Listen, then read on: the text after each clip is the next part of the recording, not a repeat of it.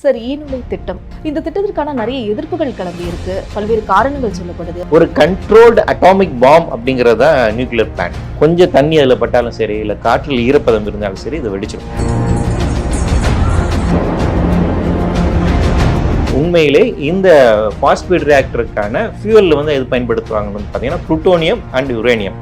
இவை இரண்டுமே அணு ஆயுதங்களுக்கு வந்துட்டு பேசிக் ரா மெட்டீரியல் அதுதான். ஸோ அப்போ எதிர்காலத்தில் இது என்ன ஆகும் அப்படிங்கிறது மிகப்பெரிய ஒரு கேள்வி தான். இந்த நாடுகளுமே இந்த டெக்னாலஜி தற்போது செய்யலை. அப்போ ஏன் இந்தியாவில் மட்டும் இதை அனுமதிச்சிருக்கிறாங்க? நீங்கள் பக்கத்தில் போய் நிற்க முடியாது. அப்படி பக்கத்தில் போய் நீங்கள் ஃபியூ செகண்ட்ஸில் செத்துருவீங்க. ஏன்னா அது நிறைய டெக்னாலஜிக்கல சேலஞ்சஸ் இருக்கிறதுனால எல்லாத்தையும் கைவிட்டுட்டாங்க. ஆனால் இந்தியா நான் மட்டும் இதை செய்கிறேன்னு சொல்லிட்டு இருக்காங்க. ஒரு அணுகுண்டு பக்கத்தில் நீங்கள் இருந்தால் உங்களுக்கு என்ன ஆபத்து? ஊனமா பறக்கிறதுன்னு நம்ம பார்த்துருப்போம். ஆனால் அந்த பகுதியில் கூடிய குழந்தைகள் நீங்கள் சிலர்லாம் பார்த்தீங்கன்னா கையை இவ்வளவு தூரம் தான் இருக்கும். ராஜீவ்காந்தி ஹாஸ்பிட்டலில் போயிட்டு ரேடியாலஜிக்கல் எமர்ஜென்சி வார்டுங்க இருக்கான்னு நீங்கள் கேளுங்க, பாதுகாப்பு சார்ந்து எந்த நடவடிக்கையும் கிடையாது. பாருங்க, 3 மடங்கு அப்போ ஆபத்து அதிகம். 3 மடங்கு தென்னிந்தியாவுக்கான ஆபத்து அது. தென்னிந்தியாவுக்கான புகுஷிமா தமிழ்நாட்டுக்கு மட்டும் இல்ல, தென்னிந்தியாவுக்கான ஆபத்து அது. ஆன் பேப்பர்ல என்ன சொல்றாங்கன்னா எல்லாம் இங்க பெர்ஃபெக்டா இருக்கு, ஒன்னும் பிரச்சனை இல்லை, இந்தியா வல்லரசு ஆயிடும் அப்படிங்கிற ஒரு ஹைப்பர் நேஷனலிசம் சார்ந்து இருக்கக்கூடிய கோஷங்கள் தான் முன்வைக்கப்படுகிறது இல்லையா? உண்மையிலே மக்கள் நலம் சார்ந்து இருக்கக்கூடிய எந்த விதமான பாதுகாப்பு நடவடிக்கைகள் அங்கே மேற்கொள்ளப்படவில்லை. இப்பத்துல வந்து நேரா வந்து பிரைம் மினிஸ்டர் ஆஃபீஸ்க்குள்ள தான் இவங்க ரிப்போர்ட்டிங் பண்றாங்க. ஸோ அதனால் இவங்க அதிகாரத்தினுடைய உச்சபட்ச இடத்துல இருப்பதனால இவங்க மக்கள்கிட்ட சொல்றது அதுக்கான குறிந்த கலந்து ஆலோசனை, ஒரு வெளிப்படைத்தன்மை, ஒரு டிரான்ஸ்பரன்சி, ஒரு டெமோக்ராட்டிக்கான ஒரு செட்டப் அப்படிங்கிறது எதுவுமே கிடையாது. விசில் நேயர்களுக்கு வணக்கம். நான் ஐஸ்வர்யா சுகுமாரன். இன்றைய சிறப்பு நேர்காணல்ல நம்ம கூட பூவுலகின் நண்பர்கள் அமைப்பை சேர்ந்த அட்வொகேட் வெற்றி செல்வன் அவர்கள் இணைஞ்சிருக்கிறாரு. அவரை வரவேற்றலாம். சார் வணக்கம். சார் வணக்கம். சார், ஈநுலை திட்டம் இதை தொடங்கி வைப்பதற்காக பிரதமர் மோடி அவர்கள் கல்பாக்கம் வருகை தரவிருக்கிறாரு. இந்த திட்டத்திற்கான நிறைய எதிர்ப்புகள் கிளம்பி இருக்கு. பல்வேறு காரணங்கள் சொல்லப்படுது. முதல்ல ஈநுலை திட்டம்னா என்ன சார்? இந்தியாவில் உங்களுக்கு தெரிஞ்சிருக்கும், நிறைய நியூக்ளியர் ரியாக்டர்ஸ் இருக்கு. நியூக்ளியர் ரியாக்டர்ஸ் நம்ம 70s இருக்கக்கூடியதான். தாராப்பூரில் முதல் ரியாக்டர் வந்துச்சு. அதுக்கு பின்னாடி நம்ம கல்பாக்கம் தான் செகண்ட் ரியாக்டர் இந்தியாவில் கொண்டு வரப்பட்ட ரியாக்டர்ஸ். ஸோ ஏறத்தாழ இப்போ இயங்கி கொண்டு இருக்கக்கூடிய ரியாக்டர்ஸ் வந்து 22 இப்போ கட்டுமானங்களுக்கு வந்து விட்டு ஒரு 6-8 கட்டுமானங்கள் நடந்துட்டு இருக்கலாம். இந்தியாவில் இருக்கக்கூடிய எல்லா அணு உலைகளுமே வந்து பார்த்திங்கன்னா ஹெவி வாட்டர் ரியாக்டர்ஸ் அப்படின்னு வந்து சொல்லுவாங்க.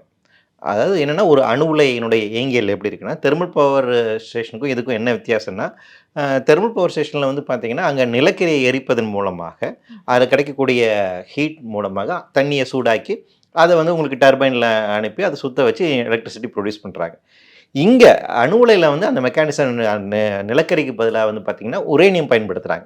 அப்போ உரேனியத்தை நீங்கள் வந்து உடைப்பதன் மூலமாக அதுலேருந்து கிடைக்கக்கூடிய எனர்ஜி, அந்த ஹீட்டை வச்சு தண்ணியை சூடாக்கி அந்த ஆவியை எடுத்து அதை டர்பைனில் அனுப்பி எலக்ட்ரிசிட்டி ப்ரொடியூஸ் பண்ணுறாங்க. ஸோ இதுதான் பேசிக்கான விஷயம். அப்போது இங்கே உரேனியத்தை வந்து நீங்கள் அந்த ஒரு நியூக்ளியர் ஃபிஷன் பண்ணுறீங்க இல்லைங்களா? அப்படி உடைக்கும் போது அதிகப்படியான வெப்பம்லேருந்து வருது, நிறைய டெம்பரேச்சர் வருது. அது ஒரு பேலன்ஸ் கண்டிஷனை நீங்கள் கொண்டு வரணும். ஸோ டெக்னாலஜிக்கலாக ரொம்ப சவாலான ஒரு விஷயம். ஒரு கண்ட்ரோல்டு அட்டாமிக் பாம் அப்படிங்கிறது தான் நியூக்ளியர் பிளான்ட். அது கொஞ்சம் ஏமாந்தீங்கன்னா அது வெடிச்சிடும். அது வந்து ஒரு அணு ஆயுதமாக மாறிடும். ஸோ ஒரு அணு ஆயுதமாக அது வெடிக்காமல் நிகழாமல் ஒரு கண்ட்ரோல் மெக்கானிக்ஸில் வைக்கக்கூடிய ஒரு வேலையை அணு உலை செய்கின்றது. அப்படி அது கண்ட்ரோல் மெக்கானிக்ஸில் வைக்கணும் அப்படின்னா அதை வந்து கூல் பண்ணணும், அந்த டெம்பரேச்சர் பேலன்ஸ் பண்ணிக்கலாம். அப்போ அந்த கூலண்டாக பயன்படுத்துவதற்கு ஒவ்வொரு உபகரணங்கள் பயன்படுத்தப்படுகின்றன. அதில் நம்ம இந்தியாவை பொறுத்த வரைக்கும் heavy water reactors, heavy water பயன்படுத்துறது அப்படிங்கிறது ஒரு விதமான டெக்னாலஜி. கூடங்குளத்தில் கொண்டு வரப்பட்டது பார்த்தீங்கன்னா light water reactors, India's first light water reactors அப்படின்னு சொல்லுவோம். இப்போ இந்த கல்பாக்கத்தில் இப்போ புதிதாக செயல்பட துவங்க இருக்கின்ற இந்த அணு உலைகள் வந்து ஃபாஸ்ட் பீட் ரியாக்டர்ஸ்னு சொல்லுவாங்க. இந்த ஃபாஸ்ட் பீட் ரியாக்டர்ஸ்னுடைய கூலண்ட் வந்து எது, அது குளிர்விப்பான் எது அப்படின்னு வந்து பார்த்தீங்கன்னா லிக்விட் சோடியத்தை வந்து பயன்படுத்துகிறாங்க. ஸோ இந்த லிக்விட் சோடியத்தை வந்து கூலண்டாக பயன்படுத்துகின்ற டெக்னாலஜி இருக்குங்களா, அது ரொம்ப ரொம்ப ஆபத்தானது.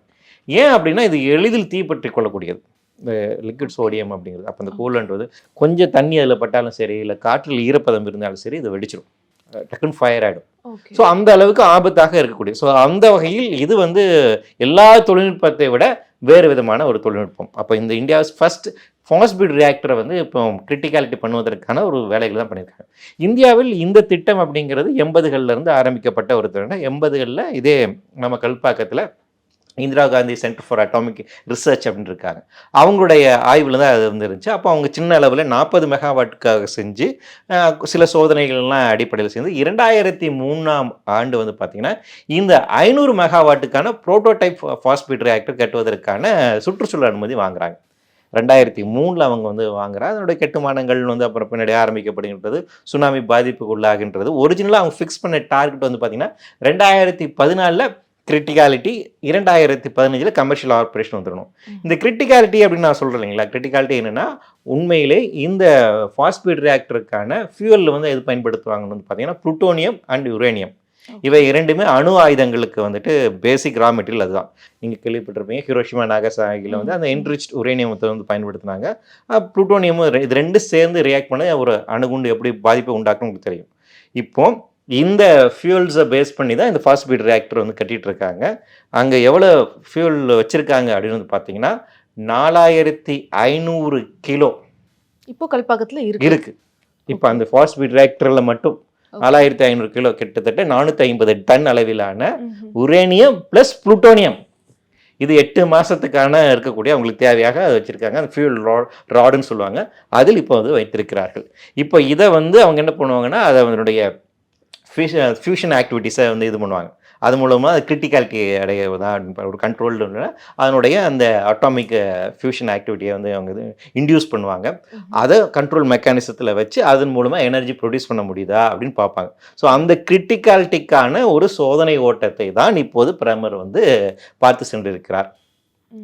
ஸோ அப்போ எதிர்காலத்தில் இது என்ன ஆகும் அப்படிங்கிறது மிகப்பெரிய ஒரு கேள்வி தான்.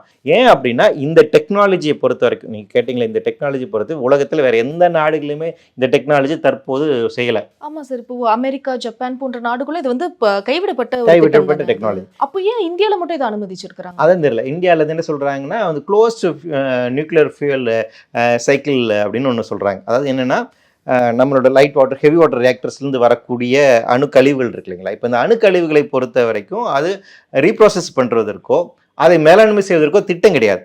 ஒரு அணு உலையில் வந்து நீங்கள் வந்து உரேனியம் வந்து பயன்படுத்துகிறீங்களா, அது வந்து என்ரிச்ட் உரேனியமாக அது வந்துட்டு மாறும். புளுட்டோனியம் வந்து பை ப்ராடக்டாக கிடைக்கும். அது ரொம்ப ஹைலி ரேடியோஆக்டிவாக இருக்கும். பல பில்லியன் இயர்ஸுக்கு வந்து அதுலேருந்து ரேடியேஷன் வெளியேறிட்டே இருக்கும். நீங்கள் பக்கத்தில் போய் நிற்க முடியாது. அப்படி பக்கத்தில் போய் நின்னா ஃபியூ செகண்ட்ஸில் செத்துருவீங்க. அந்த ரேடியேஷன் அவ்வளோ பயங்கர ஹீட் இருக்குது. அந்த ரேடியேஷன் உங்களுக்கு நம்ம தாங்கிக்க முடியாது. ஸோ அப்போ என்னென்னா அந்த அந்த கழிவுகளை என்ன செய்வதுங்கிறக்கான தொழில்நுட்பம் இல்லை. அதெல்லாம் ரோபோஸ் மூலமாக தான் எடுப்பாங்க. அதுவும் ஒரு குறிப்பிட்ட சில வருடங்கள் அதை கூல் பண்ண வச்சு அதுக்கப்புறம் அதை எடுப்பாங்க. அந்த மாதிரி கழிவுகள் எல்லாமே வந்து பார்த்திங்கன்னா அதனோட ரீப்ராசஸ் யூனிட் இங்கே நம்ம கல்பாக்கத்தில் தான் இருக்குது. கார்ப்னு சொல்லுவாங்க. கல்பாக்கம் அட்டாமிக் ரீப்ராசஸிங் யூனிட் அப்படிங்கிறது இங்கே தான் இருக்குது. நியூ ப்ராசஸிங் ஃபெசிலிட்டி அப்படிங்கிறது இங்கே தான் இருக்குது. வேஸ்ட் இமோபிலேஷன் ஃபெசிலிட்டிஸ் அதுவும் இங்கே தான் இருக்குது. அப்போ இந்தியாவிலேருந்து இருக்கக்கூடிய எல்லா கழிவுகளையும் மேலாண்மை செய்வதற்கான இடம் இங்கிறது பார்த்தீங்கன்னா கல்பாக்கத்தில் இருக்குது. இந்த கழிவுகளை எடுத்து அதுலேருந்து வந்து அந்த புளுட்டோனியம் அண்ட் யுரேனியத்தை எடுத்து நாங்கள் ஃபாஸ்பேட் ரியாக்டரில் பயன்படுத்துகிறோம். இந்த ஃபாஸ்பேட் ரியாக்டர்லேருந்து வரக்கூடிய கழிவுகளை எடுத்து அடுத்து தோரியம் பேஸ்ட் ரியாக்டர் நாங்கள் செய்ய போகிறோம், அதில் நாங்கள் வந்து பயன்படுத்துவோம். அப்போ என்ன ஆகுனா இது வந்து ஒரு சர்க்கிள், எங்களுக்கு வேஸ்ட்டே வராது அப்படிங்கிறது இந்தியாவோட வாதம். அதாவது ஒரு படத்தில் பாசிபிளா, அது சந்தான படத்தில் ஒரு காமெடி வரும் இல்லைங்களா, இந்த குடோனில் இருக்கக்கூடிய இந்த மூட்டையை தூக்கி அங்கே போடு, அது நீங்கள் போய் இங்கே தூக்கி போடு அப்படிங்கிற கதை தான். சரி, அது வந்து என்னென்னா நீங்கள் வந்து ஏதோ தவிடு அரைக்கிற மாதிரி சொல்கிறாங்க. இதில் வந்து வருது, நான் வந்து அரைக்கிறேன், அதை எடுக்கிறேன் அப்படின்னு. அப்படி இல்லை. சரி, இந்த வேஸ்ட்டை வந்து உங்களால் ரீப்ராசஸிங் பண்ணவே முடியாது. அதுக்கான டெக்னாலஜி இல்லை. அது ரொம்ப ஹைலி ஹசார்டஸ் ஆனது, ஹைலி டெக்னிக்கலி சேலஞ்ச் ஆனது. ஏன்னா பக்கத்தில் அவ்வளவு டெம்பரேச்சர் இருக்கும், அவ்வளோ ரேடியேஷன் இருக்கும். நீங்கள் பக்கத்தில் அது வந்து போக முடியாது. தோரியம் பேஸ்ட் ரியாக்டர் உலகத்திலே கிடையாது. ஆன் பேப்பரில் தான் அது இருக்குது. தேர்ட் ஸ்டேஜ் ஆஃப் நம்மளுடைய நியூக்ளியர் ஃபெசிலிட்டியினுடைய தேர்ட் ஸ்டேஜுங்கிறது தோரியம் பேஸ்ட் ரியாக்டருங்கிறாங்க. இன்னைக்கு வரைக்கும் இந்தியா அது பேப்பரில் தான் வச்சிருக்கு. ஃபாஸ்பேட் ரியாக்டரே ஒரிஜினலாக இவங்க கிரிட்டிகாலிட்டி அடைஞ்சிருக்க வேண்டியது இவங்க ஃபிக்ஸ் பண்ணது பார்த்தீங்கன்னா 2014. இன்னைக்கு வரைக்கும் அவங்களால முடியல. ஸோ 10 வருஷம் ஆல்ரெடி தள்ளி போயிட்டு இருக்கு. அப்போ இவங்ககிட்ட டெக்னாலஜிக்கலான சேலஞ்சஸ் நிறைய இருக்கு. அப்போ இந்த வேஸ்ட்ல இருந்து இவங்க சொல்லக்கூடியது எல்லாமே தியரட்டிக்கலாக இவங்க சொல்லிட்டு இருக்காங்க. அந்த தியரியிலுமே நமக்கு நிறைய கேள்விகள் இருக்கு. நடைமுறையில் கொண்டு வருவது ரொம்ப சாத்தியப்பட்டு சொல்லி, ஏன்னா உலகத்தில் வேற யாருமே இந்த டெக்னாலஜியை வந்து சக்ஸஸ்ஃபுல்லாக பண்ணலை, முடியல. ஏன்னா அதில் நிறைய டெக்னாலஜிக்கலாக சேலஞ்சஸ் இருக்கிறதுனால எல்லாத்தையும் கைவிட்டுட்டாங்க. தோரியம் பேஸ்ட் ரியாக்டர் கைவிட்டுட்டாங்க, ஃபாஸ்பேட் ரியாக்டர் கைவிட்டுட்டாங்க. அதில் யாருமே இன்வெஸ்ட் பண்ணுறதுல யாருமே போகிறது. ஆனால் இந்தியா நான் மட்டும் இதை செய்கிறேன்னு சொல்லிட்டு இருக்காங்க. அப்போ டெக்னாலஜிக்கலி இது வந்து இம்பாசிபிளான, தற்போது இருக்கிற இம்பாசிபிளான ஒரு டாஸ்க் தான். ரெண்டாவது, இதில் நீங்கள் அதிகப்படியான பணம் செலவழிப்பதும் அதிகப்படியான டெக்னாலஜிஸ்க்கான நேரத்தை செலவுப்படுவதும் கட்டுமானம் செலவு பண்ணுவது என்பது ஒரு தேவையற்ற விரயம் தான். இதுல இருந்து உங்களுக்கான அவுட்கம் அப்படிங்கிறது வரப்போறதில்ல. நீங்க அச்சீவபிளாக இருக்கக்கூடிய ஒரு அவுட்கம் வருது அப்படின்னா நீங்க சாதிக்கலாம். இதுல ஆபத்துகள் தான் அதிகம் இருக்கின்ற போது இதுல ஏன் இந்தியா ஸ்பெண்ட் பண்ணணும் அப்படிங்கிற கேள்வி நிச்சயமாக இருக்குதான் செய்யுது. ஆபத்துகள் இருக்குன்னு ரொம்ப ஓவராலாக நம்ம பேசிடுறோம். ஸ்பெசிஃபிக்காக என்னென்ன மாதிரியான ஆபத்துகள்? ஏன்னா என்வாயன்மெண்ட்டும் சரி, அங்கே இருக்கிற மக்களுக்கும் இது ஆபத்து அப்படின்னு சொல்றீங்க. அப்போ என்னென்ன ஆபத்துகள்லாம் காத்திருக்கு? ஒரு அணுகுண்டு பக்கத்தில் நீங்கள் இருந்தால் உங்களுக்கு என்ன ஆபத்து? ஓகே, சிமிலர் தான். பேசிக் அதை எப்படி எக்ஸ்பிளைன் பண்ண முடியும் அப்படிங்கிறது இருக்குல்ல. ஒரு அணுகுண்டு அப்படிங்கிறது அந்த அணுகுண்டு அருகாமையில் நீங்கள் எவ்வளோ தூரம் இருக்கிறீங்க அப்படின்னு, அந்த அணுகுண்டு எவ்வளோ சக்தி வாய்ந்ததாக இருக்குது அப்படிங்கிறது தான். இப்போ இந்த கூட எந்த ஒரு அணு உலையாக இருந்தாலும் அதனுடைய பேசிக் ரா மெட்டீரியல் நம்ம முன்னாடி சொன்ன மாதிரி யுரேனியம் புளூட்டோனியம் தான். அதுலேருந்து கதிரியக்கம் வெளியேறி கொண்டே தான் இருக்கும், ரேடியேஷன் வெளியேறிட்டே தான், அது எக்ஸ்போஷன் நீங்கள் ஆகிட்டே தான் இருக்கீங்க. அதனால தான் வந்து வருடந்தோறும் எந்த அணுவிலையும் உங்களால் இயக்கவே முடியாது. எந்த ஒரு ஆக்சிடென்ட் இல்லைனாலுமே அந்த ரேடியேஷனே வந்து அது ஒரு ஆபத்து தான். ஆமா, உள்ள அது அதோட இயல்பு. அது அந்த அந்த அந்த யுரேனியம் புளூட்டோனியத்தினுடைய இயல்பு. அது ரேடியேட் பண்ணிட்டே தான் இருக்கும். அது செயல்படலாங்கிறது கேள்வி இல்லை. அது நீங்க வச்சு ஒரு இடத்துல வச்சீங்கன்னா அது ரேடியேஷன் எமிட் பண்ணும். அப்படி இருக்கு. அதுக்கு அந்த கனிமங்களினுடைய அது இயல்பு தன்மை.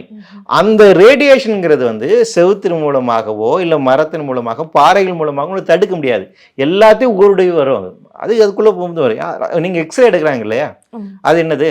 அது ரேடியேஷன் தானே, இல்லைங்களா? நம்ம வந்துட்டு இப்போ மாலுக்கு போகிறோம், ஏர்போர்ட்டுக்கு போகிறோம், நம்ம இதை பேக்ஸ் எல்லாம் வந்து ஸ்கேன் பண்ணுறாங்க. எப்படி அது பண்ணுறாங்க? எல்லாத்தையும் இன்ஃபில்ட்ரேட் ஆகிறதுக்கான ஒரு மெக்கானிசம் அப்படிங்கிறது அது ரேடியேஷனுக்கு அது வந்து பாசிபிள், எக்ஸ்ரேஸ்க்கு வந்து அது வந்து பாசிபிள்ங்களா? சேம் தான். அப்போ இந்த ரேடியேஷனுங்கிறது எல்லாத்தையும் உடம்புக்கு அது வந்து என்ன பிரெயின் பேசிக்காக நீங்கள் எவ்வளோ டிஸ்டன்ஸில் இருக்கீங்கன்னு பொறுத்து தான். மைல்டாக உங்களுக்கு அந்த டோசேஜ் வருதுன்னு வைங்களேன், ரேடியேஷன் மைல்டாக நீங்கள் ரிசீவ் பண்ணிட்டே இருக்கீங்க டெய்லி அப்படின்னு ரிசீவ் பண்ணுறீங்க அப்படின்னா உங்களுக்கு தொண்டையில் கேன்சர் வர்றதுக்கான வாய்ப்பு இருக்குது. மல்டிபிள் மைலோமா வர்றதுக்கான வாய்ப்பு இருக்குது. அதாவது அதெல்லாம் வந்து பார்த்தீங்கன்னா எலும்புகளில் வரும் அந்த வியாதி. நீங்கள் கல்பாக்கம் சுற்றி இருக்கக்கூடிய பகுதியில் பார்த்தீங்கன்னா இந்த நோய் வந்து அதிகமாக இருக்கும். ரேடியேஷன் ரிலேட்டடான டிசீஸ் அங்கே வந்து அதிகமாக இருக்கும். மியூட்டேஷனில் வந்து பிரச்சனை உங்களுக்கு வந்துடும். அப்போ ஜெனட்டிக்காக நடக்கக்கூடிய ஸ்டடி அந்த இடத்துல பாலியன்ட்ரி டிசீஸ்னு சொல்லுவாங்க. கல்பாக்கம் அருகாமையில் நீங்கள் வந்து பார்த்தீங்கன்னா இப்போ வந்து குழந்தைங்க வந்து கரு வந்து சதறிஞ்சு போடுறது அல்லது வந்து ஊனமாக பறக்கிறதுன்னு நம்ம பார்த்துருப்போம். ஆனால் அந்த பகுதியில் இருக்கக்கூடிய குழந்தைகள் போய் நீங்கள் சிலர்லாம் பார்த்தீங்கன்னா கையே இவ்வளோ தூரம் தான் இருக்கும். அந்த கை ஃபார்மேஷனே இருக்காது, வளர்ச்சியே இருக்காது. அது ஜெனட்டிக் மியூட்டேஷன் உங்களுக்கு பாடிக்குள்ள செல் டிவிஷன் நடக்கணும் இல்லைங்களா? செல் டிவிஷன் நடக்கும் போது என்ன ஆகும் வந்து உங்களுக்கு 2 கை 2 கால் கண்ணு அப்படின்னு உருவாகி வரணும். இதுதானே குழந்தை உருவாகக்கூடிய விதம். அப்படி உருவாகும் போது வந்து பார்த்தீங்கன்னா சில நேரம் அது ஊனமாக இருக்கும். அது நம்ம வந்து அது பார்த்துருக்கோம் அந்த மாதிரி. ஆனால் அந்த பக்கத்தில் அந்த செல்லை உருவாகிறது கிடையாது, கையே இவ்வளவு தூரம் தான். அப்போ ஜெனட்டிக்லி அது வந்துட்டு நம்மளை ஜீனே வந்து அஃபெக்ட் பண்ணக்கூடிய அளவுக்கான பாதிப்புகளை அங்கே வந்து உண்டாகும். இந்த மாதிரி பாலியன்ட்ரி டிசீஸ்னு சொல்லுவாங்க, அது அந்த பக்கத்தில் வந்து அதிகமாக இருக்கின்றது. இவையெல்லாம் மைல்டு டோசேஜ் ரிசீவ் பண்ணக்கூடிய மக்களுக்கான இருக்கக்கூடிய பாதிப்புகள். அப்போ அதிகப்படியான டோசேஜஸ் வந்து அவங்க ரிசீவ் பண்ணுறாங்க அப்படின்னா இமிடியட்டான டெத்து இருக்கா. அதோட அதிகமான சிவியாரிட்டி அப்படின்னா ஃபியூ ஹவர்ஸில் வந்து இறந்து போவாங்க. ஸோ அப்போ இந்த ஆபத்து வந்து இது வந்து சைலண்டான கில்லர். அதே அங்கே ஏதோ ஒரு சின்ன ஒரு ஆக்சிடென்ட் சம்திங் நடக்குது அப்படின்னா அது வந்து வைடு ரேஞ்சுக்காக நடக்கக்கூடிய மிகப்பெரிய ஒரு ஆபத்து. அப்போ என்னைக்காக இருந்தாலும் ஒரு எரிமலை மேலே நீங்கள் உட்கார்ந்துருக்கக்கூடிய ஒரு நிகழ்வு தான் அது வந்து. ஓகே, இவ்வளோ ஆபத்துகள் இருக்கும் பொழுது ஒரு பிளானே இல்லாமல் இப்படி ஒரு திட்டத்தை தொடங்கி வைக்க போகிறேன் அப்படின்னு சொல்லி கிளம்புறது எந்த விதத்தில் நியாயமாக இருக்குது? நிச்சயமாக இந்த ஜனநாயக நாட்டில் அது நியாயமே கிடையாது. அதாவது என்னென்னா ஒரு திட்டத்தை நீங்கள் செயல்படுத்த போகிறீங்கன்னா அதுக்கான பாதுகாப்பு நடவடிக்கை மேற்கொள்ளணும். எமர்ஜென்சி ப்ரிப்பேர்னஸ் அப்படின்னு நம்ம சொல்லுவோம். இப்போ இந்த ரேடியாலஜிக்கல் எமர்ஜென்சி பொறுத்த வரைக்கும் நேஷனல் டிசாஸ்டர் மேனேஜ்மெண்ட் அத்தாரிட்டி வந்து அதுக்கான கைட்லைன்ஸ் வந்து கொடுக்குறாங்க. National disaster management guidelines on radiological emergencies.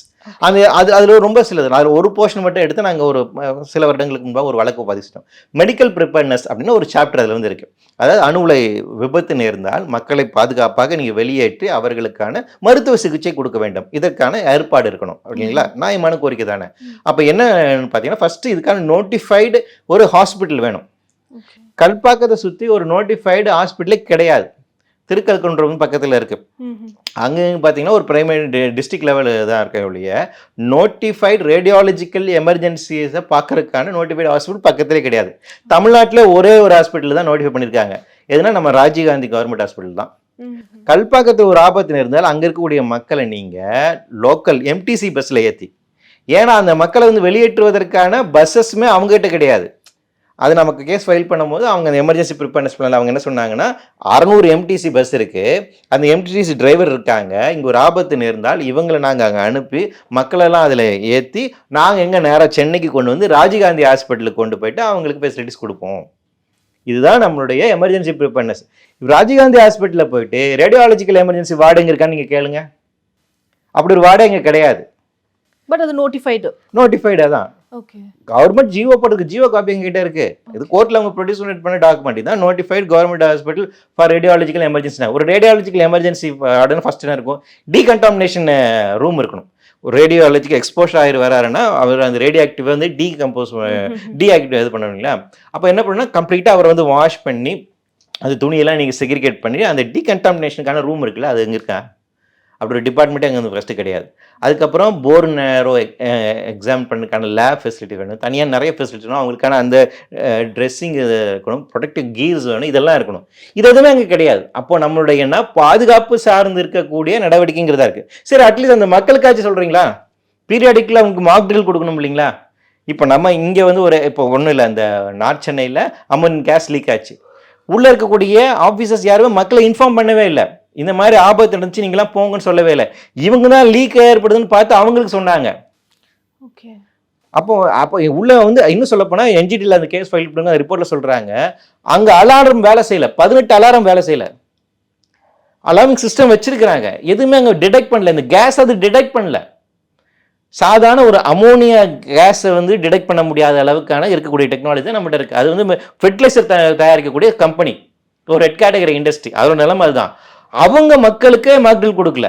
இப்போ கூடங்குளம் மாதிரியோ இல்லை அந்த கல்பாக்க மாதிரி அணுகுலை சார்ந்திருக்கிற மக்களுக்கு நீங்கள் எவ்வளோ ஒரு மார்க்டில் கொடுத்துருக்கணும். மார்க்டில் இந்த சென்ஸ் என்னன்னா, ஒரு ஆபத்து வந்தால் உங்களை நீங்கள் பாதுகாத்துக்கொள்வது என்ன நடவடிக்கை மேற்கொள்ளணும், ரெவன்யூ டிபார்ட்மெண்ட் எப்படி வேலை செய்யணும், போலீஸ் டிபார்ட்மெண்ட் எப்படி வேலை செய்யணும், பொல்யூஷன் கண்ட்ரோல் டிபார்ட்மெண்ட் எப்படி வேலை செய்யணும், ரெஸ்கியூ ஆப்ரேஷன் நீங்கள் எப்படி பண்ணணும், யார் வண்டி எடுத்துகிட்டு வருவா, அந்த எம்டிசி டிரைவர் வந்து அதுக்கு தயாராக இருக்கணும்ல. நீங்கள் எம்டிசி டிரைவர் எப்பா இந்த இருக்காங்க மக்கள் அங்கே அணுவில் வெடிச்சிருச்சாப்பா, அதில் வந்து ரேடியேஷன் வருது, நீ அவங்கள போய் காப்பாற்றினா அவர் போவார் உடனே, அவங்கள தான் நீங்கள் அனுப்பணும். அப்போ ட்ரெயின்டு பர்சன்ஸ் அவங்க இருக்காங்க, அவங்களுக்கு மார்க் ட்ரில் கொடுக்கணும் இல்லைங்களா? அப்போ இந்த மாதிரி எந்த விதமான பாதுகாப்பு சார்ந்து எந்த நடவடிக்கையும் கிடையாது. இன்னும் சொல்ல போனால் புக்குஷிமா அந்த விபத்திற்கு பின்பாக கல்பாக்கம் சார்ந்திருக்கக்கூடிய இந்த அணு உலைகளுக்கெல்லாம் எந்த அளவுக்கு பாதுகாப்பாக இருக்குது என்பதற்கான ஆய்வுகளை மேற்கொண்டு அவங்க சில ரெக்கமெண்டேஷன்ஸ் கொடுத்தாங்க. அந்த ரெக்கமெண்டேஷன்ஸ் எந்த அளவுக்கு இவங்க நடைமுறைப்படுத்திருக்காங்க அப்படிங்கிறது தெரியாது. பீரியாடிக்கலாக மக்களுக்கு அப்டேட் பண்ணுறது கிடையாது. கல்பாக்கத்தில் மட்டும் எவ்வளோ இன்ஸ்டியூஷன் இருக்குது தெரியுங்களா உங்களுக்கு, நியூக்ளியர் 2 அணுவில் இருக்குது, MAPS 1 and 2, Madras atomic nuclear power station 1 and 2, 81 ஒன்று ஃபஸ்ட்டு ஆரம்பிச்சாங்க, அப்புறம் 83 ஆரம்பிச்சாங்க, அது இன்னைக்கு வரைக்கும் இருக்குது, ஆனால் செயல்படாமல் இருக்குங்க. அது தவிர்த்து 2 குட்டி ரியாக்டர் இருக்குது, பாமினி காமினின்னு ஒரு குட்டி ரியாக்டர்ஸ் இருக்குது. அதுக்கப்புறம் இந்த ஃபாஸ்பேட் ரியாக்டருக்கான ஒரு குட்டி ரியாக்டர். அப்போ இப்போ ப்ரோட்டோடைப் ஃபாஸ்பேட் ரியாக்டர் கட்டிட்டு இருக்காங்க. இதை தவிர்த்து இந்த ப்ரோட்டோடைப் ஃபாஸ்பேட் ரியாக்டர்னா இது வந்து சோதனைக்கான ஒரு ரியாக்டர் தானே, இது ப்ரோட்டோடைப், இது எப்படி செயல்படுதுன்னு பார்த்துட்டு தானே அடுத்து புதுசாக நீங்கள் கட்டணும். ஆனால் இது சோதனையில் இருக்கும் போது அடுத்து புதுசாக கட்டுவதற்கான லைசன்ஸ் வாங்கிட்டு அடுத்து அதை கட்டிட்டு இருக்காங்க. அப்போ 3 ஃபாஸ்பேட் ரியாக்டர் அங்கே கட்டிட்டு இருக்காங்க. இந்த 3 ஃபாஸ்பேட் ரியாக்டருக்கான வேஸ்ட் ஃபெசிலிட்டி அங்கே கட்டிட்டு இருக்காங்க. இதை தவிர்த்து கார்ப்-2 கல்பாக்கம் அட்டாமிக் ரீப்ராசஸிங் யூனிட் 2, ஏன்னா இந்தியாவிலும் வரக்கூடிய எல்லா கழிவுகளையும் மேலாண்மை செய்வதற்கான யூனிட், அதை அங்கே கட்டிட்டு இருக்காங்க. வேஸ்ட் இமோபிலேஷன் பிளான்ட் இருக்கு, நியூக்ளியர் ஃபியூல் பிளான்ட் இருக்கு. கிட்டத்தட்ட 16 விதமான அணுக்கழிவுகள் சார்ந்து இருக்கக்கூடிய அணுவுலை சார்ந்து இருக்கக்கூடிய அமைப்புகள் ஒரே இடத்துல இருக்கு. ஃபுகுஷிமால வந்து உங்களுக்கு 4 ரியாக்டர்ஸ் 4 அணுக்கழிவு சேமிப்பு மையம் இருந்ததுனால வந்த பாதிப்பு என்னன்னு பார்த்தோம். அங்கே எனக்கு ஆனால் இங்கே கிட்டத்தட்ட 16 அமைப்புகள் இருக்கு, மேற்கொண்டு 3 பேர் கட்டிக்கிட்டு இருக்காங்க. இவ்வளோ ஒரு இடத்துல வச்சிங்க அப்படின்னா அப்போ அந்த மகுதியினுடைய ஆபத்தை நீங்கள் வந்து நினைச்சு பாருங்க. 3 மடங்கு அப்போ ஆபத்து அதிகம். 3 மடங்கு தென்னிந்தியாவுக்கான ஆபத்து அது. தென்னிந்தியாவுக்கான ஃபுகுஷிமா தமிழ்நாட்டுக்கு மட்டும் இல்லை, தென்னிந்தியாவுக்கான ஆபத்து அது. சவுத் ஈஸ்ட் ஏஷியாவுக்கான இன்னும் சொல்ல போனால் சவுத் ஈஸ்ட் ஏஷியாவுக்கான ஒரு மிகப்பெரிய ஒரு இடத்துல இவ்வளோ ஃபெசிலிட்டிஸ் இருப்பது என்பது நிச்சயமாக வந்து ஆபத்து. இது குறித்தான எந்த விதமான சேஃப்டி ஆடிட்டும் நமக்கு வந்து கிடையாது. எமர்ஜென்சி ப்ரிப்பேர்னஸ் அப்படிங்கிறதும் நமக்கு அப்டேஷன் கிடையாது. மக்களுக்கான மாக் ட்ரில்ஸ் அப்படிங்கிறதும் கிடையாது. ஒரு என்விரான்மெண்ட் அசஸ்மெண்ட் அப்படிங்கிறதுமே கிடையாது. இவங்க பண்ண என்விரான்மெண்ட் அசஸ்மெண்ட் எல்லாமே 10 வருஷம் பழமையானது. ஒரு ஹெல்த் சர்வே பண்ணியிருக்காங்களா இவ்வளோ காலகட்டத்தில்? ஒரே ஒரு ஹெல்த் சர்வே வந்து 2007 பண்ணாங்க, டாக்டர் மஞ்சுளா தத்தானா அவங்க பண்ணாங்க. அவங்க சொன்னாங்க கம்பேரிட்டிவ்லி அதர் ஏரியாஸை கம்பேர் பண்ணும்போது இங்கே கேன்சர் வந்து 5 மடங்கு அதிகமாக இருக்குன்னு சொன்னாங்க. அப்போ நீங்கள் ஒரு 30-40 வருஷமா அணுவிலை தொடர்ச்சியாக இயங்கி கொண்டிருக்கக்கூடிய ஏரியாவில் ஹெல்த் வைஸா என்ன நடந்திருக்கு ஒரு அசஸ்மெண்ட் செஞ்சிருக்கணும் இல்லைங்களா, என்விரான்மெண்டல் வைஸா என்ன செஞ்சிருக்கணும். இவங்க என்ன பண்ணுவாங்கன்னா டிபார்ட்மெண்ட் ஆஃப் அட்டாமிக் எனர்ஜி என்ன அசஸ்மெண்ட் கொடுக்குதோ அதையே நம்ம பொல்யூஷன் கண்ட்ரோல் போர்டு ஏற்றுக்குவாங்க. இவங்க தமிழ்நாடு கவர்மெண்ட் இண்டிபெண்டா எந்த அசஸ்மெண்ட் ரிப்போர்ட் பண்ணதே கிடையாது. ஹெல்த் டிபார்ட்மெண்ட் எதுவுமே பண்ண கிடையாது. ஒன்றிய அரசாங்கத்தில் இருக்கக்கூடிய ஹெல்த் வெல்ஃபேர் டிபார்ட்மெண்ட் அவங்க தனியாக எதுவுமே பண்ண கிடையாது. டிபார்ட்மெண்ட் ஆஃப் அட்டாமிக் எனர்ஜி அவங்க ஒரு அசஸ்மெண்ட் பண்ணுவாங்க. என்ன பண்ணுவாங்கன்னா, பாருங்க நாங்கள் எல்லாத்தையும் அசஸ் பண்ணிட்டோம், எல்லா இடத்துலையும் ரேடியேஷன் நார்மலான லெவலில் இருக்கு, இங்கே மீன்களுக்கு எந்த விதமான பாதிப்பும் இல்லை, கால்நடைகளுக்கு எந்த விதமான பாதிப்பும் இல்லை, பயிர்கள் எல்லாம் வளர்க்க எந்த பாதிப்பு இல்லைன்னு அவங்க ரிப்போர்ட் கொடுக்குறாங்க. ஸோ அந்த ரிப்போர்ட்டை இண்டிபெண்டா இன்னொரு பாடி எக்ஸாமின் பண்ணோம் இல்லைங்களா, அப்படியான வேலைகள் இங்கே எதுவுமே நடப்பதில்லை. அப்போ மக்களுக்கு எந்த விதமான பாதுகாப்போ முன்னெச்சரிக்கை நடவடிக்கையான பாதுகாப்பு அம்சங்கள் குறித்தான விளக்கங்களோ சுற்றுச்சூழல் சார்ந்து இருக்கக்கூடிய பாதுகாப்பு நடவடிக்கைகளோ எதுவுமே மேற்படாமல் ஆன் பேப்பரில் என்ன சொல்கிறாங்கன்னா, எல்லாம் இங்கே பெர்ஃபெக்டாக இருக்குது, ஒன்றும் பிரச்சனை இல்லை, இந்தியா வல்லரசு ஆகிடும் அப்படிங்கிற ஒரு ஹைப்பர் நேஷனலிசம் சார்ந்து இருக்கக்கூடிய கோஷங்கள் தான் முன்வைக்கப்படுகிறது இல்லையா. உண்மையிலே மக்கள் நலம் சார்ந்து இருக்கக்கூடிய எந்த விதமான பாதுகாப்பு நடவடிக்கைகள் அங்கே மேற்கொள்ளப்படவில்லை. ஸோ இப்படி சேஃப்டி ப்ரோட்டோகால்ஸ் இல்லைன்னு சொல்றீங்க, என்வாயன்மெண்டல் அசஸ்மெண்ட்ஸ் கொடுக்கப்படலை அப்படின்னு சொல்றீங்க. அப்படி இருந்து அப்போ இந்த திட்டம் இவ்வளோ ஒரு வெளிப்படையாக தொடங்கி வைக்கிறாங்க அப்படின்னா அது ஒரு ப்ராப்பர் ஆத்தரைசேஷனோட தான் தொடங்கி வைக்கப்படுதா? இல்லை, வெளிப்படையாக தொடங்கி வைக்கல. பிரதமர் 2 நாளுக்கு முன்னாடி வர்றது வரைக்குமே இப்படியான ஒரு செயல் திட்டம் இருக்குங்கிறது மக்கள் சொல்லவே இல்லையே. மாநில அரசாங்கத்துக்கு கூட தெரியாது. ஓகே, அப்போ மறைச்சு தான் பண்றாங்க. ஆமா, பிரதமர் வராரு, அவர் இந்த மாதிரி கல்பாக்கம் போறாரு, இந்த பவனியினுடைய இந்த திட்டம் இருக்கு, ஸோ அது மூலம் செயல்படுத்த போறாங்க அப்படிங்கிறது முதல் நாள் தான் இருந்தது. அதுவும் எதுக்காக அங்கே போறாரு, என்ன பண்ண போறோம் அப்போ சொல்லல. அடுத்த நாள் தான் பாஸ்பீட் ரியாக்டருடைய இக்னிஷன் பார்ப்பதற்காக போறாரு. இது ஒன் ஆஃப் தி ஸ்டேஜ் அப்படின்ட்டு. ஸோ அந்த அளவுக்கு சொல்றாங்க. ஸோ அப்போ மக்களிடம் எதுவும் தெரிவிக்கப்படவே இல்லை, மாநில அரசாங்கத்திடம் தெரிவிக்கப்படவே இல்லையா. கூடங்குளம் அணு உலையிலும் இதே தான். கூடங்குளம் அணு உலை சார்ந்திருக்கக்கூடிய ஒப்பந்தத்தை நம்ம ஃபாரின் மினிஸ்டர் போய் அங்கே போய் சைன் பண்ணிட்டு வர்றாரு. இங்கே ஸ்டேட் கவர்மெண்ட் அவங்க கலந்து ஆலோசிக்கிறதே கிடையாது. ஆக எந்த விதமான வெளிப்படைத்தன்மை இல்லை. இது பேசிக்காக பார்த்தீங்கன்னா அணு உலை சார்ந்திருக்கக்கூடிய இந்த என்டையர் டிபார்ட்மெண்ட்டே இப்படி தான். இவங்க வெளிப்படைத்தன்மை, இவங்க டைரக்டாக இவங்க answerable to the BMO office தான். ஓகே, இவங்க வேற இந்த டிபார்ட்மெண்ட் வேற யாருக்குமே ஆன்சரபிள் கிடையாது. ஸ்ட்ரைட்டாக பிஎம்ஓ ஆஃபீஸ் கீழே தான். பிரதமர் நேரடியாக டிபார்ட்மெண்ட் ஆஃப் அட்டாமிக் எனர்ஜி நேரடியாக பிஎம்ஓ ஆஃபீஸ்களில் தான் செயல்படுகின்றன. ஸோ மக்களிடம் இவர்கள் இது நாள் வரைக்கும் எந்த விதமான நேரடியாக எந்த விதமான கேள்விகளுக்கும் பதில் சொல்வதில் அவங்க இது என்டர்டெயின் பண்ணுறதே கிடையாது. ஸோ அந்த அளவுக்கு இருக்கக்கூடிய ஒரு அமைப்பு. நீங்கள் இது ஆரம்பத்தில் இந்தியா சுதந்திரம் பெற்ற காலகட்டத்திலேருந்து உருவாக்கப்பட்ட ஒரு முக்கியமான ஒரு அமைப்பு. நம்ம சுதந்திரப்பட்ட உருவாக்கும்போது ஃபஸ்ட்டு அட்டாமிக் எனர்ஜி கமிஷன் உருவாக்கிட்டாங்க. அப்போத்துலேருந்து இந்த கமிஷன் இருக்குது. அப்போத்துலேருந்து நேராக பிரைம் மினிஸ்டர் ஆஃபீஸ்க்குள்ள தான் இவங்க ரிப்போர்ட்டிங் பண்ணுறாங்க. ஸோ அதனால் இவங்க அதிகாரத்தினுடைய உச்சபட்ச இடத்துல இருப்பதனால இவங்க மக்கள்கிட்ட சொல்கிறது அதுக்கான குறிந்த கலந்து ஆலோசனை, ஒரு வெளிப்படைத்தன்மை, ஒரு டிரான்ஸ்பரன்சி, ஒரு டெமோக்ராட்டிக்கான ஒரு செட்டப் அப்படிங்கிறது எதுவுமே கிடையாது. இப்போ மாநில அரசுக்கு இவ்வளோ நாள் தெரியல, ஓகே, இப்போ தெரிஞ்சிருச்சு. இப்போ மாநில அரசு, தமிழ்நாடு அரசு தரப்புல இருந்து என்ன மாதிரியான நடவடிக்கை எடுக்கப்படணும்? இப்போ நீங்கள் சொன்னீங்க ஹெல்த் டிபார்ட்மெண்ட் போயிட்டு ஒரு ஆய்வு செய்யலாம். இப்போ தமிழ்நாடு அரசு சார்பாக என்ன மாதிரியான ஆய்வுகளை மேற்கொள்ளப்படும்? தமிழ்நாடு அரசு அவங்க பொல்யூஷன் கண்ட்ரோல் போர்டு கிளியரன்ஸ் கொடுத்ததுக்கு அப்புறமா தான் இது கமர்ஷியல் ஆபரேஷன் வர முடியும். ஸோ இதுக்கு கன்சென்ட் டு எஸ்டாப்ளிஷ்மெண்ட் அப்படிங்கிறதுக்கான இது பார்த்தீங்கன்னா 2014 கொடுத்துட்டாங்க. இந்த இதுக்கான பாஸ்பீட் ரியாக்டர் கட்டுமானம் செய்வதற்கான அனுமதி கொடுத்துருக்காங்க பொல்யூஷன் கண்ட்ரோல் போர்டு. அந்த பொல்யூஷன் கண்ட்ரோல் போர்டு அடுத்து கன்சென்ட் டு ஆப்ரேட் கொடுக்கணும். அந்த கன்சென்ட் டு ஆப்ரேட் அப்படிங்கிறது மாநில அரசாங்கத்தினுடைய பேர்வியூவில் தான் இருக்குது. ஸோ அவர்கள் நிச்சயமாக இது குறித்தான கொஸ்டின்ஸ் அரைஸ் பண்ணலாம். அதன் மூலமாக கட்டுப்படுத்துவதற்கான அதிகாரம் அப்படிங்கிறது. அதே நேரத்தில் மாசு கட்டுப்பாட்டு வாரியம் உள்ளே போய் எக்ஸாமின் பண்ணுவதற்கும் industrial safety and health department இருக்காங்க.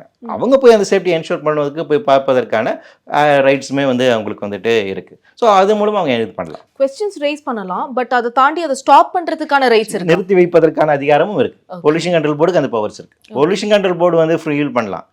நீங்கள் என்விரான்மெண்ட் கிளியரன்ஸ் பார்த்தீங்கன்னா ஒன்றிய அரசாங்கத்துக்கு கீழாக இருக்கக்கூடிய minister of environment and forest அவங்க கொடுக்குற தனியது. அது என்விரான்மெண்ட் ப்ரொடெக்ஷன் ஆக்டில் கொடுக்குறது. வாட்டர் ஆக்ட் அண்ட் ஏர் ஆக்ட்னு தனி சட்டங்கள் இருக்குது. அந்த சட்டத்தின் கீழாகவும் அனுமதி வாங்கணும்.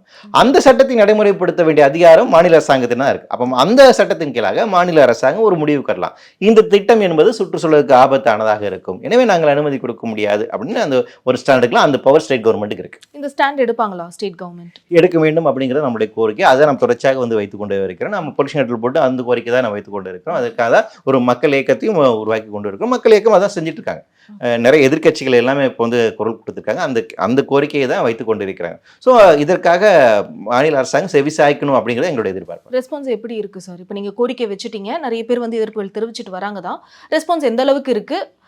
இந்த திட்டம் வந்து தடுக்கப்படுமா? இது நாள் வரைக்கும் அஃபிஷியலாக ஒரு ஸ்டேட்மெண்ட்டும் வந்தில்லை மாநில அரசாங்கத்தில். கூடங்குளத்தை பொறுத்த வரைக்கும் அங்கே அணுக்கழிவுகள் வந்து அந்த அணுக்கழிவு சேமிப்பு திட்டம் கொண்டு வரக்கூடாது, ஏஎஃப்ஆர் வைக்கக்கூடாது, அவே ஃப்ரம் ரியாக்டர் அப்படிங்கிற ஒரு பிரசிடென்ட் அங்கே உருவாக்கியிருக்காங்க கூடங்குளத்தில். அதற்கு எதிராக கடுமையான எதிர்ப்பு தெரிவித்த போது அந்த கழிவுகளை அங்கே வைக்கக்கூடாது என்பது மாநில அரசாங்கம் ஏற்றுக்கொண்டாங்க.